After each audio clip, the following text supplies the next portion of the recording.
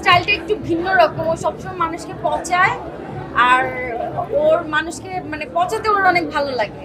So একদিন পচাতেই একদম মানে নিজের পছন্দের ভালো লাগার কথাটা বলেছিল, কিন্তু এটা রোমান্টিক ওয়েতে ছিল না। এক পর্যায়ে আমাদের তুমুল ঝগড়া হয়। তো ঝগড়ার মাঝখানে ও আমাকে সরি বলে, তারপর সে আমাকে জানায় সে আমাকে পছন্দ করে। তারপর ধীরে ধীরে আমাদের মধ্যে বন্ধুত্ব তৈরি হয় এইভাবেই। হ্যাঁ, আজকে একটু বেশি ভালো লাগছে, কারণ আজকে আমি সাজিলকে নিয়ে এসেছি। ও আসতে চায় না আমার সাথে, কারণ ও একটু লজ্জা পায় ক্যামেরার সামনে দাঁড়াতে। কিন্তু আমি আসলে বিয়ের পরে আমার কেন যেন একা কোথাও যেতে ভালো লাগে না। আমি যখনই বের হই আমি ওকে বলি যে তুমি আমার সাথে চলো। সো আজকে একটু জোর করে ওকে নিয়ে আসছি আমার সাথে। আলহামদুলিল্লাহ, খুব ভালো। নতুন সংসার আমার, সবাই আমার জন্য দোয়া করবেন। আমি যেন সারাটা জীবন একসাথে, আমরা দুজন যেন একসাথে থাকতে পারি। আলহামদুলিল্লাহ সবই ভালো যাচ্ছে, যেহেতু আমাদের মানে পনেরোর কাছাকাছি চলে আসছে, আমাদের সামনে প্রোগ্রামের আয়োজন আছে।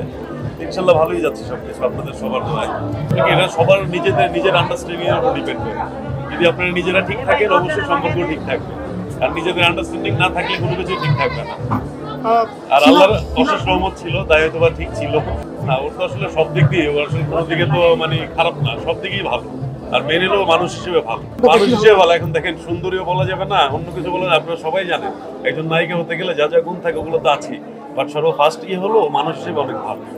ওর একটু মুডি টাইপের, একদমই আছে না যে মানে ছ্যাঁচড়া টাইপের ছেলেরা যেরকম থাকে মেয়ে পটাতে চায়, ও একদম টোটালি ডিফারেন্ট। ও একটা ভাবে থাকতো অলওয়েজ, ও সবসময় ভাবেই থাকে।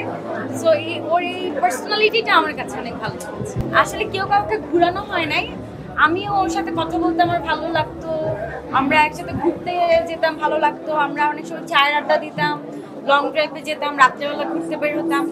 সো আমরা 300 ফিটে যেতাম পিঠা খেতে।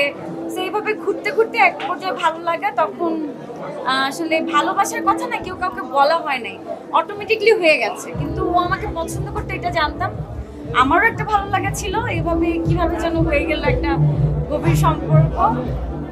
তো এক পর্যায়ে আমরা 6 বছর সম্পর্কে ছিলাম। তার মাঝখানে অনেকবার ডিসিশন নিয়েছি বিয়ে করব। আমাদের করোনার বিভিন্ন পরিস্থিতির জন্য আমাদের বিয়ে ক্যান্সেল হয়ে যায়। তারপর পারিবারিক অনেক ব্যাপার ছিল। তারপর 6 বছর ফ্যামিলির সাথে যুদ্ধ করতে করতে এক পর্যায়ে ফ্যামিলি রাজি করায়, তারপর বিয়ের সিদ্ধান্ত নিই। আসলে নায়িকারা কখনো বলেন না যে আমি মিঙ্গেল, এটা বলতে চায় না, কারণ আমাদের একটা দর্শক ভক্ত আছে। আমার মনে হয় যে রিলেশনশিপকে আমরা ভ্যালু না দিয়ে আমরা আজীবনের যে রিলেশন এটাকে আমরা ভ্যালু দিই। সো আমি সবসময় চেয়েছি যে শরীয়ত মোতাবেক আমি সবার সামনে ওকে আনবো, এজন্যই আমি গোপন রেখেছি, সবাইকে বলেছি আমি সিঙ্গেল।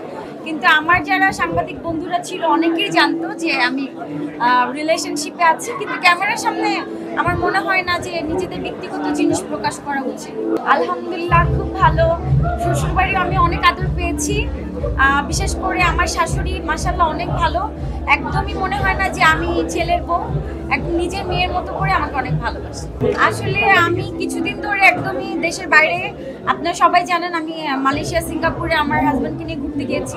সো আমি সোশ্যাল মিডিয়ায় অনেক গুজব অনেক কিছু আমি কানে নিই না, সো আমি বলতে পারবো না। এটা সম্পূর্ণটাই অমানবিক। আপনারা যখন দেখবেন যে একটা মানুষ বিপদে পড়েছে, পারলে আপনারা ফ্রিতে মানুষকে সার্ভিস দেন।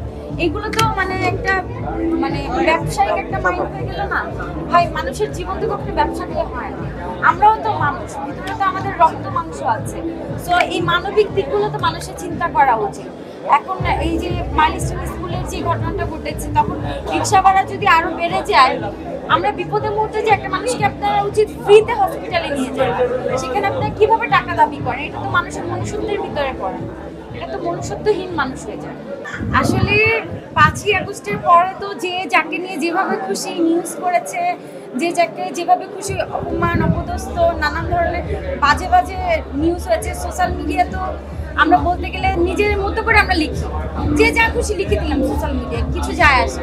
তো এগুলো খুবই খারাপ। আপনারা না জেনে বুঝে আজাইরা নিউজ করেন না, এগুলো মানুষের সম্মানহানি হয়। আমি নিজেও এরকম পরিস্থিতিতে পড়েছি, আমারও অনেকবার সম্মানহানি হয়েছে। আলহামদুলিল্লাহ, সত্যের জয় সবসময় হয়। আমি আমার জায়গা থেকে স্ট্রং আছি। সো এই তো আমি যুদ্ধ করেই পথ চলছি। আসলে ওভাবে রান্না বান্না এখনো শিখে নাই, এখন আপকামিং শিখতেছে। আগে শিখা শেষ হোক, সব রান্নার পরে আমরা বলতে পারবো কোনটা পছন্দ করি। Thank you. কিছু রান্না করে এখন পর্যন্ত ওকে খাওয়াইতে পারিনি।